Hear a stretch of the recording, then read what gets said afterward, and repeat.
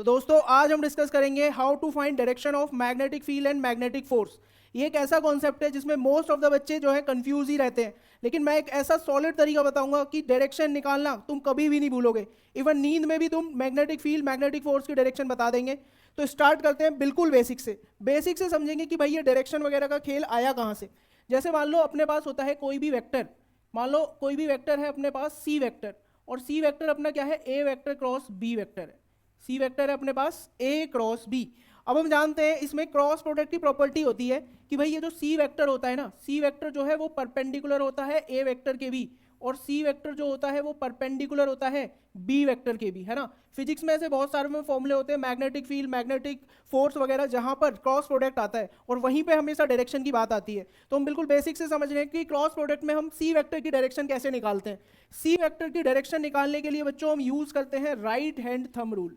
Right hand thumb rule क्या होता है, बहुत ही ध्यान से समझेंगे क्योंकि यही वो रूल है जो हमें डायरेक्शन वगैरह बताएगा सी वेक्टर की, ठीक है। तो राइट हैंड थंब रूल पे आते हैं। तो राइट हैंड थंब रूल देखो अपने को क्या बोलता है। राइट हैंड थंब रूल बोलता है कि तुमको अपनी फिंगर्स पॉइंट करनी है ए वेक्टर की तरफ। मान लो मेरे पास ये कोई ए वेक्टर है, ये ऐसे ए वेक्टर है मेरे पास, ठीक है, ये है ए वेक्टर है और ऐसे बी वेक्टर है। उससे भी पहले एक और बात समझ लो कि भाई ये जो डॉट से हम बनाते हैं ये होती है out of the plane direction, या फिर इसको प्लस जेड एक्सिस बोलते हैं, ठीक है। This is plus z out of the plane, है ना, out of the plane, out of the plane. Out of the plane कहने का मतलब क्या है, ऐसा समझो अगर ये मेरा जो मार्कर है ये एक वेक्टर है ना, तो ये अगर बाहर की तरफ निकलता हुआ जो वेक्टर आएगा, बाहर की तरफ निकलता हुआ वेक्टर, यही अपना आउट ऑफ द प्लेन। और एक होता है क्रॉस, क्रॉस होता है into the plane, into the plane मतलब माइनस जेड, ठीक है, into the plane of the paper, into the plane. तो उसको हम क्रॉस से दिखा देते हैं ना, क्रॉस से मतलब अंदर जाता हुआ वेक्टर। ये वेक्टर है, अगर ये बोर्ड के प्लेन के अंदर जा रहा है तो मैं बोलूंगा इनटू द प्लेन, ठीक है। बोर्ड के प्लेन के अंदर तो इनटू द प्लेन, और बोर्ड के प्लेन से बाहर आ रहा है तो आउट ऑफ द प्लेन। अब राइट हैंड थंब रूल पे आते हैं। राइट हैंड थंब रूल क्या बोलता है कि तुमको अपने राइट हैंड की फिंगर्स देखो साथ साथ करते करोगे तो मतलब जैसे जैसे मैं फिंगर्स पॉइंट कर रहा हूं वैसे ही तुम भी पॉइंट करो, तभी समझ में आएगा। सिर्फ सुनना नहीं है, तुमको करके देखना है खुद से डायरेक्शन वगैरह, तभी ये चीजें समझ में आएंगी। तो देखो यहाँ पे बोला है कि राइट हैंड की फिंगर्स को ए वेक्टर की तरफ पॉइंट करो, ए वेक्टर की तरफ राइट हैंड की फिंगर्स पॉइंट करी, फिर बोलता है उनको कर्ल कर दो बी की तरफ, तो बी की तरफ कर्ल कर दो, तो जो थंब है वो ए क्रॉस बी की डायरेक्शन देगा, या फिर बोले सी वेक्टर की डायरेक्शन देगा। तो फिंगर्स ए की तरफ, कर्ल कर दी बी की तरफ, तो मेरा थंब किधर आ रहा है, out of the plane. Thumb out of the plane आ रहा है तो मैं समझ जाऊंगा यहाँ पर आउट ऑफ द प्लेन, जिसको हम डॉट से रिप्रेजेंट करते हैं, तो सी वेक्टर बाहर की तरफ होगा, और सी वेक्टर ही मेरा क्या था, ए क्रॉस बी था। भाई दोबारा से करके देख लेना, फिंगर्स ए की तरफ, कर्ल करेंगे बी की तरफ, तो थंब दे देगा तुमको सी वेक्टर की डायरेक्शन दे देगा, ए क्रॉस बी की डायरेक्शन दे देगा, ठीक है। आते हैं अब इधर हम डायरेक्शन वगैरह फाइंड करते हैं। वही लिखा हुआ है मैंने, वही सारी चीजें यहाँ पर कि A cross B, A B sine theta N cap होता है, N cap is a vector which is perpendicular to both A and B, और हम ए क्रॉस बी को रिप्रेजेंट कर रहे हैं सी वेक्टर से, जिसको मैं बोल रहा हूं कि सी वेक्टर है ए क्रॉस बी। अब इन सारे प्रॉब्लम में हमको क्या करना है, हमको सी वेक्टर की डायरेक्शन बतानी है, ठीक है। इनटू द प्लेन क्या रहेगी अपनी, माइनस जेड, और ये डॉट से क्या बनाएंगे, आउट ऑफ द प्लेन। चलो साथ के साथ करो, ठीक है। तुम अपने कॉपी पे ये डायग्राम बना दो और अपने हाथों को कॉपी पे रख के फिर डायरेक्शन वगैरह फाइंड करो, तभी ये चीजें तुमको बेटर वे में समझ में आएंगी। तो देखो यहाँ पे पहले केस में क्या करूँ, अगर मैं पहले केस में मैं करता हूँ तो ए वेक्टर इधर की तरफ होगा, तो फिंगर्स ए वेक्टर की तरफ रखी, कर्ल कर दी बी की तरफ फिंगर्स को घुमा दो, तो थंब तुम्हारा आउट ऑफ द प्लेन आएगा। तो इस केस में दोस्तों सी वेक्टर की डायरेक्शन होगी out of the plane, C vector अपना।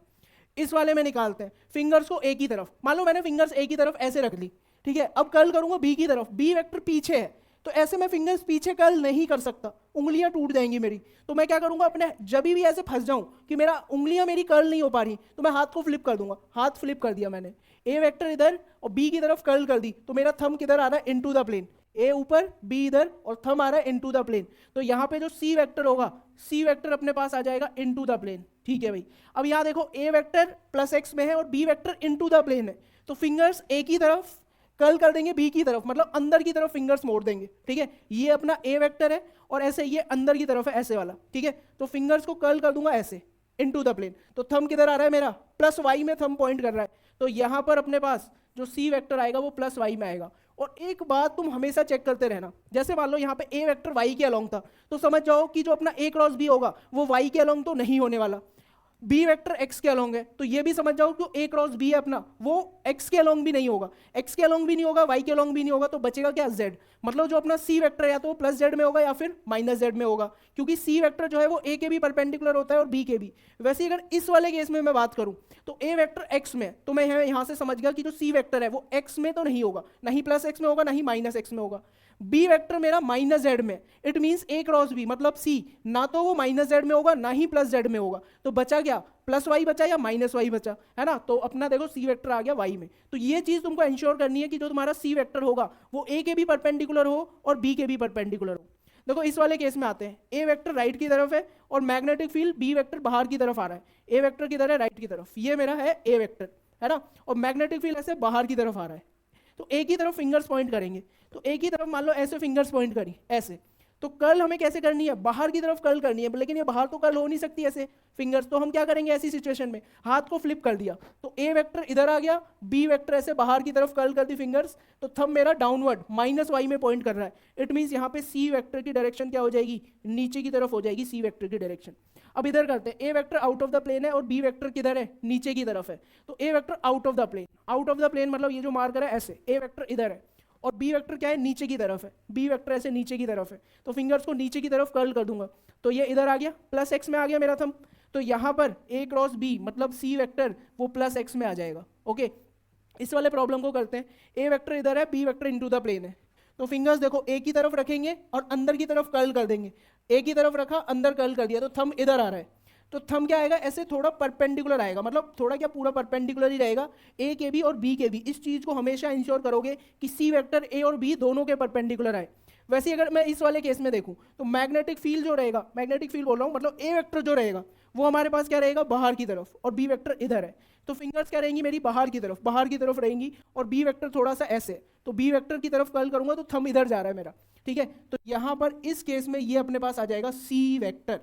आई होप ये जो डायरेक्शन है सी वेक्टर की निकालना तुमको समझ में आ गया होगा कि ए क्रॉस बी की डायरेक्शन हम कैसे निकालेंगे। फिंगर ए की तरफ रखेंगे, कर्ल बी की तरफ कर देंगे, तो थंब हमको सी वेक्टर की डायरेक्शन दे देगा। अब देखो नेक्स्ट मूव करते हैं, मैग्नेटिक फील्ड में अप्लाई करते हैं अब इसको, ठीक है। तुम सब जानते हो कि मैग्नेटिक फील्ड का फॉर्मूला, अगर मैं बात करूं मैग्नेटिक फील्ड, मान लो ये ऐसे कोई करंट कैरिंग वायर है और यहाँ पे करंट कैरिंग वायर में ये छोटा सा एलिमेंट ले लें हम, करंट कैरिंग एलिमेंट ले लें, ये एलिमेंट है अपने पास डीएल वेक्टर, है ना, इस तरह से करंट इसमें आए फ्लो कर रहा है, और पी पॉइंट पे ऐसे मैग्नेटिक फील्ड पूछ ली जाती है कि बताओ पी पॉइंट पे मैग्नेटिक फील्ड क्या होगा, ये आर वेक्टर है। तो सबको पता होगा Biot Savart law, Biot Savart law वो क्या बोलता है, dB vector is equals to mu naught over 4 पाई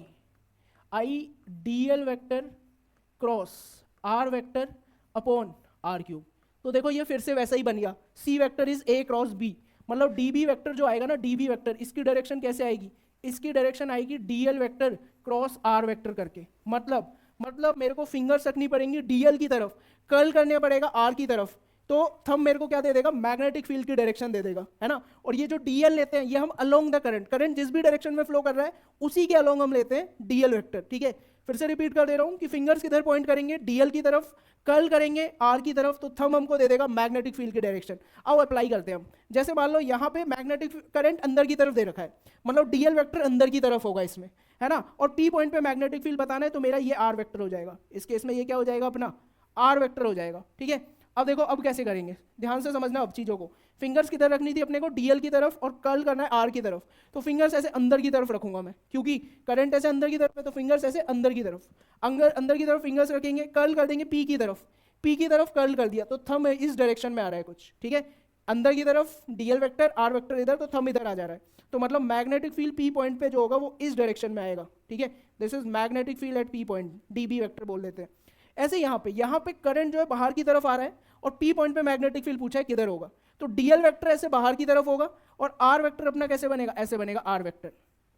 ठीक है। अब करते हैं, देखो बाहर की तरफ है, फिंगर्स ऐसे बाहर की तरफ रखेंगे हम, ऐसे बाहर की तरफ फिंगर्स बाहर की तरफ, कर्ल कर देंगे इधर आर वेक्टर की तरफ, तो थंब मेरा नीचे आ रहा है, मतलब पी पॉइंट पे मैग्नेटिक फील्ड किधर होगा, माइनस वाई में होगा, तो पी पॉइंट पे मैग्नेटिक फील्ड ऐसे हो जाएगा डीबी वेक्टर, ओके, ये हो गया। अब यहाँ पे देखो करंट वायर में ऊपर की तरफ जा रहा है, पी पॉइंट पे मैग्नेटिक फील्ड पूछा है, तो भाई यहाँ पे डीएल वेक्टर तो इधर ही हो जाएगा और आर वेक्टर अपना इधर की तरफ होगा, ठीक है। डीएल क्रॉस आर करो, तो डीएल वेक्टर ऊपर क्रॉस कर दिया आर की डायरेक्शन में, तो थंब बाहर आ रहा है, डीएल ऊपर आर इधर, तो थंब बाहर आ रहा है, मतलब मैग्नेटिक फील्ड की डायरेक्शन क्या आएगी, आउट ऑफ द प्लेन आने वाली है इस केस में। So this is the magnetic field at point P, है ना, ये डायरेक्शन आ गई आउट ऑफ द प्लेन। अब देखो वायर में करंट ऐसा जा रहा है, पी पॉइंट पे मैग्नेटिक फील्ड पूछा है, तो फिर से अपना डीएल वेक्टर तो इधर ही हो जाएगा अलोंग करंट, और आर वेक्टर ऐसे बनेगा, डीएल क्रॉस आर कर दो, ये डीएल है ये आर है, डीएल क्रॉस आर करोगे तो फिंगर्स अलोंग डीएल, डीएल के अलोंग फिंगर्स रखी, कल कर दिया आर की तरफ, तो मेरा thumb out of the plane आ रहा है, डीएल इधर आर की तरफ कल, तो थंब बाहर की तरफ आ रहा है। इट मींस यहां पर मैग्नेटिक फील्ड किधर जाएगा, यहां पर मैग्नेटिक फील्ड जाएगा आउट ऑफ द प्लेन,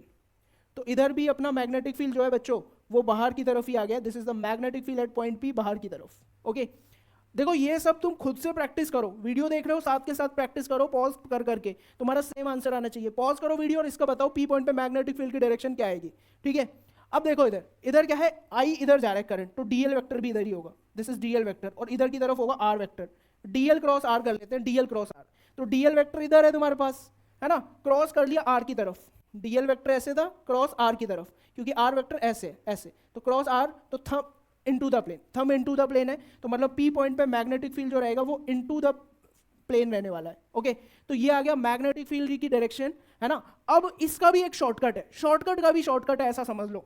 मतलब बहुत ही इजीली कर लोगे। तो नेक्स्ट हम उसको बोलते हैं पाम रूल। ये क्या है, मैग्नेटिक फील्ड की डायरेक्शन बताएगा वायर की वजह से। ओके तो देखो क्या है, पाम रूल क्या बोलता है, ये बोलता है अपने थंब को, तुम राइट हैंड का थंब यूज करना है, यहाँ भी राइट हैंड के थंब को तुम्हें रखना है करंट की डायरेक्शन में, राइट हैंड का थंब करंट की डायरेक्शन में, और फिंगर्स को स्ट्रेच करना है towards the point where magnetic field has to be calculated. तो जहां भी तुम्हें मैग्नेटिक फील्ड कैलकुलेट करना है उस डायरेक्शन में अपने राइट हैंड की फिंगर्स को स्ट्रेच करोगे। मान लो इधर कैलकुलेट करना है तो फिंगर्स इधर होंगी, यहां इस वाले पॉइंट पे कैलकुलेट करना है तो फिंगर्स इधर की तरफ होंगी। फिर बोलता है जो भी तुम्हारे पाम की पुश की डायरेक्शन होगी, पाम का पुश मतलब जिधर भी तुम्हारा पाम धक्का देगा, मान लो ऐसा समझ लो मैंने पेन पकड़ रखा है, तो मेरे पाम के पुश की डायरेक्शन क्या है, एक्स में, अब इधर पाम के पुश की डायरेक्शन क्या होगी, वाई में, है ना, और ऐसे ही यहाँ पे ले लें तो इनटू द प्लेन हो जाएगी ये, और ये वाली डायरेक्शन क्या होगी, पाम के पुश की direction out of the plane होगी, है ना। तो पाम के पुश की डायरेक्शन मतलब तुम्हारे हाथ किस डायरेक्शन में धक्का देना चाहता है। देखो अब इधर इधर समझो ध्यान से,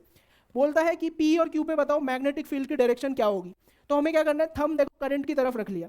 और फिंगर्स उसी पॉइंट की तरफ तुम्हें रखनी है जिधर मैग्नेटिक फील्ड निकालना है। मान लो मेरे को पी पॉइंट पे मैग्नेटिक फील्ड निकालना है, तो थंब ऐसे रखा और फिंगर्स पी पॉइंट की तरफ, तो मेरा जो पाम के पुश की डायरेक्शन है वो क्या है, out of the plane, out of the plane है ना, ऐसे समझ लो, ये मार्कर अगर रख लिया तो ये out of the plane direction है, मतलब पी पॉइंट पे जो डायरेक्शन आएगी वो आएगी out of the plane. P point पे मैग्नेटिक फील्ड की direction out of the plane, और क्यू पॉइंट पे देखें तो thumb along the current, fingers Q point की तरफ, तो इस बार पाम किधर धक्का देना चाहता है, इस बोर्ड को अंदर की तरफ, अंदर की तरफ, तो यहां पर मैग्नेटिक फील्ड की डायरेक्शन आ जाएगी इनटू द प्लेन। अब इधर निकालते हैं, ठीक है, तो फिंगर्स को वही करंट की तरफ, सॉरी थंब को करंट की तरफ, फिंगर्स पी पॉइंट की तरफ, तो पाम के पुश की डायरेक्शन क्या होगी, पाम किधर धक्का मार रहा है, आउट ऑफ द प्लेन, तो पी पॉइंट पे जो मैग्नेटिक फील्ड की डायरेक्शन है वो out of the plane. Q point पे देखिए थंब अलोंग द करंट, और ऐसे पाम के पुश की डायरेक्शन क्या आएगी, Q point into the plane, तो क्यू पॉइंट पे मैग्नेटिक फील्ड होगा इनटू द प्लेन। अब यहाँ पे देखते हैं, यहाँ पे करंट इनटू द प्लेन है अंदर की तरफ, तो अपना जो थंब होगा, थंब वो भी into the plane, into the plane, और अगर क्यू पॉइंट की तरफ फिंगर्स रखूं तो पाम के पुश की डायरेक्शन इस बार नीचे है, तो मतलब क्यू पॉइंट पे मैग्नेटिक फील्ड जो होगा वो नीचे की तरफ होगा। ऐसे ही अगर पी पॉइंट पे देखें तो thumb into the plane, thumb into the plane, fingers P की तरफ, तो पाम के पुश की डायरेक्शन प्लस वाई आ रही है, तो इस बार जो मैग्नेटिक फील्ड की डायरेक्शन आएगी पी पॉइंट पे वो किधर आ जाएगी, प्लस वाई की तरफ आ जाएगी। अब दूसरा केस देखो, यहाँ पे current out of the plane है, ये करंट दे रखा है हमें, है ना, पी और क्यू पे मैग्नेटिक फील्ड की डायरेक्शन बतानी है, तो थंब क्या रहेगा, out of the plane, thumb out of the plane है। फिंगर्स को पहले पी की तरफ अगर मैं पॉइंट करता हूँ तो पाम के पुश की डायरेक्शन एक्स आ रही है, तो यहाँ पर पी पॉइंट पे मैग्नेटिक फील्ड की डायरेक्शन एक्स में हो जाएगा, magnetic field at point P. Q पर अगर मैं देखूँ, थंब क्या रहेगा, out of the plane, fingers Q की तरफ, तो आउट ऑफ द प्लेन और क्यू की तरफ, तो मतलब इस तरह से मैं अपना वो कर लूंगा, थंब देखो आउट ऑफ द प्लेन है और फिंगर्स क्यू की तरफ है, तो पाम के पुश की डायरेक्शन एक्स आ रही है, प्लस एक्स, तो यहाँ पर क्यू पॉइंट पे मैग्नेटिक फील्ड आ जाएगा अपना प्लस एक्स डायरेक्शन में। आई होप ये चीजें भी क्लियर हो गई होंगी, है ना। ये था अपना पाम रूल, और मोस्ट ऑफ द टाइम हम वायर की वजह से जब करंट निकालते हैं, करंट की मैग्नेटिक फील्ड की डायरेक्शन निकालते हैं, तो उस केस में हम पाम रूल ही अप्लाई करते हैं, क्योंकि ये थोड़ा सा ईजी पड़ता है as compare to dL cross R. अब नेक्स्ट है अपने पास direction of magnetic force on a charge particle in external magnetic field. हम सब जानते हैं force on charge particle in external magnetic field, अगर नहीं भी जानते तो फोर्स का फॉर्मूला होता है F magnetic is q times of v vector cross B vector. अब इधर से तुम समझ गए कि मैग्नेटिक फोर्स की डायरेक्शन कैसे निकालोगे, फिंगर्स को वी की तरफ पॉइंट करेंगे राइट हैंड की और कर्ल कर देंगे बी की डायरेक्शन में, then thumb will give us the direction of magnetic force. Fingers को वी की तरफ कर्ल कर देना बी की तरफ, तो थंब तुमको दे देगा मैग्नेटिक फोर्स की डायरेक्शन। लेकिन इसमें भी एक ट्विस्ट है। ट्विस्ट क्या है, अगर पॉजिटिव चार्ज होगा, पॉजिटिव चार्ज है, अगर Q अपने पास पॉजिटिव है तो भाई पॉजिटिव चार्ज पे जो मैग्नेटिक फोर्स आएगी वो मैग्नेटिक फोर्स आएगी V वेक्टर क्रॉस B के अलोंग, V क्रॉस B मतलब जिधर भी थंब आ रहा है उधर ही हो जाएगी। ओके, अगर नेगेटिव चार्ज हुआ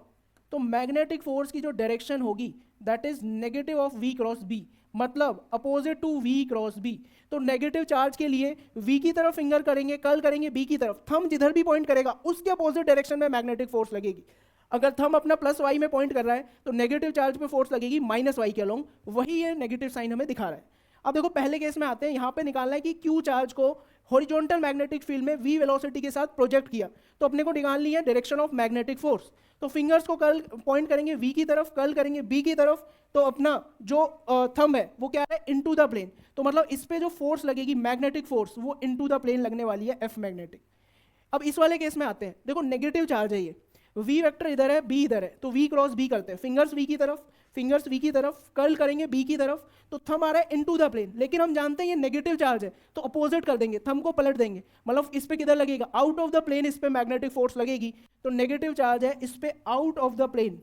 out of the plane magnetic force लगने वाली है। अब इस वाले केस को देखो, Q है, पॉजिटिव चार्ज है और मैग्नेटिक फील्ड में इसको प्रोजेक्ट किया है, मैग्नेटिक फील्ड है इनटू द प्लेन। तो फिंगर्स को V की तरफ,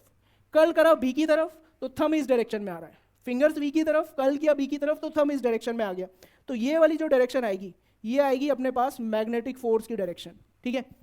नेक्स्ट इस वाले पे देखो, यहाँ पे नेगेटिव चार्ज है और magnetic field out of the plane है और V वेक्टर है अपना Y डायरेक्शन में, तो यहाँ पर भी V क्रॉस B करते हैं। तो देखो फिंगर्स V की तरफ, फिंगर्स V की तरफ, अब मैग्नेटिक फील्ड ऐसे आउट ऑफ द प्लेन है तो B की डायरेक्शन में कर्ल कर दिया, कर्ल कर दिया, तो थंब इधर आ रहा है प्लस x में। लेकिन ये क्या है, ये है नेगेटिव चार्ज, तो डायरेक्शन क्या होगी, जस्ट अपोजिट प्लस एक्स के, तो जो कि कितना हो जाएगा माइनस एक्स। तो इस पे जो फोर्स लगेगी मैग्नेटिक फोर्स, इस वाले चार्ज पे मैग्नेटिक फोर्स लग जाएगी माइनस एक्स में, क्योंकि ये नेगेटिव चार्ज था। अब देखो इस पे पूछा हुआ है, ये क्या है, ये जो चार्ज पार्टिकल है ये करंट कैरिंग वायर के आसपास रखा हुआ है और हम जानते हैं कि करंट कैरिंग वायर अपने आसपास मैग्नेटिक फील्ड क्रिएट करता है। तो इस करंट कैरिंग वायर की वजह से यहाँ पे अगर मैं मैग्नेटिक फील्ड देखूं तो पाम रूल लगाऊंगा, पाम रूल के लिए करंट अलोंग द मतलब थंब अलोंग द करंट और फिंगर्स Q की तरफ, तो मेरा पाम के पुश की डायरेक्शन आ रही है इनटू द प्लेन, मतलब ये charge particle into the plane वाले मैग्नेटिक फील्ड में रखा हुआ है। अब इस पे मैग्नेटिक फोर्स अगर हम निकालें, ये तो मैग्नेटिक फील्ड की डायरेक्शन है, मैग्नेटिक फोर्स, तो फिंगर्स V की तरफ, तो फिंगर्स रखी भाई V की तरफ और इनटू द प्लेन कर्ल कर दिया B की तरफ, तो थंब अपना किधर आ जाएगा, V क्रॉस B, थंब आ रहा है अपना माइनस Y में, तो इस पे जो फोर्स लग जाएगी, सिंस पॉजिटिव चार्ज है तो इस पे माइनस Y में ही फोर्स लगेगी F मैग्नेटिक। तो ये हमने देख लिया कि मैग्नेटिक फोर्स की कैसे डायरेक्शन निकालनी है on a charge particle in magnetic field. Next अपने पास आता है direction of magnetic force on current carrying wire in magnetic field. अब जो करंट कैरिंग वायर होता है जिसको हमने मैग्नेटिक फील्ड में रखा होता है, अब उस पर जानते हो तुम करंट कैरिंग वायर पे फोर्स कितनी लगती है, करंट कैरिंग वायर पे फोर्स लग जाती है I into L vector cross B vector. तो यहाँ पे तुम्हें समझ में आ गया है कि एल वेक्टर की तरफ फिंगर्स को रखोगे, कर्ल कर दोगे B की डायरेक्शन में, then thumb will give you the direction of magnetic force on current carrying wire. अब यहाँ पे जो एल वेक्टर होगा इसमें ध्यान रखना, एल वेक्टर तुम्हारा अलोंग करंट होगा, अलोंग करंट एल वेक्टर होगा, तो एल की तरफ फिंगर रखना, मतलब अलोंग करंट फिंगर रखनी है, मैग्नेटिक फील्ड की डायरेक्शन में कर्ल कर देना है, तो थंब तुमको मैग्नेटिक फोर्स की डायरेक्शन दे देगा। तो हमने यहाँ पर वही किया, देखो एल वेक्टर इधर ही होगा अलोंग द करंट, तो एल वेक्टर की तरफ फिंगर और magnetic field into the plane है तो into the plane curl, thumb इधर आ गया मेरा, है ना, थंब को तुम्हारा कुछ इस तरह से आ जाएगा, तो इस पे इधर ही मैग्नेटिक फोर्स लग रही होगी। अब इसमें देखते हैं, एल वेक्टर अपना ऐसे रहेगा, मैग्नेटिक फील्ड हॉरिजॉन्टल है, तो एल वेक्टर की तरफ फिंगर्स कर्ल करी B की तरफ, तो थंब आ रहा है इनटू द प्लेन, तो यहाँ पे मैग्नेटिक फोर्स की जो डायरेक्शन आएगी इस पे मैग्नेटिक फोर्स आ जाएगी इनटू द प्लेन। इस वाले केस में देखते हैं, करंट अपना इधर है x में, मतलब एल वेक्टर प्लस x है, magnetic field out of the plane, तो एल वेक्टर की तरफ फिंगर, देखो एल वेक्टर की तरफ फिंगर कर ली, कर्ल कर दिया B की तरफ, B है आउट ऑफ द प्लेन, तो fingers out of the plane curl करी, तो थंब किधर आ रहा है मेरा, डाउनवर्ड आ रहा है, तो इस केस में जो मैग्नेटिक फोर्स इस पे लगेगी वो किधर लग जाएगी, नीचे लग जाएगी। तो इसी के साथ मतलब जो भी डायरेक्शन वगैरह है अब तुम निकाल सकते हो, बस तुमको ए वेक्टर क्रॉस B वेक्टर की डायरेक्शन निकालना आना चाहिए, बाकी कुछ भी फॉर्मूला दे दो अपन ईजिली उसकी हेल्प से हम जो भी डायरेक्शन है वो बहुत ही प्यार से फाइंड कर सकते हैं। आई होप ये लेक्चर में तुमको मजा आया होगा and subscribe the channel. Thank you.